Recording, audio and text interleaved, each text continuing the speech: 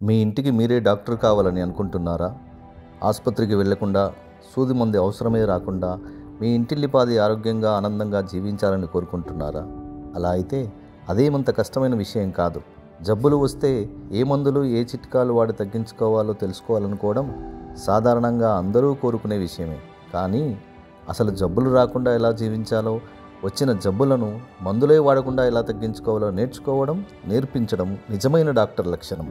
మీరు అలాంటి నిజమైన డాక్టర్గా మారితే ఆసుపత్రికి పోకుండా, రూపాయి ఖర్చు లేకుండా, ఆపరేషన్ల అవసరమే రాకుండా మీ ఇంటిల్లిపాదని, మీ చుట్టూ ఉన్న సమాజాన్ని కూడా ఆరోగ్యంగా, ఆనందంగా ఉంచవచ్చు.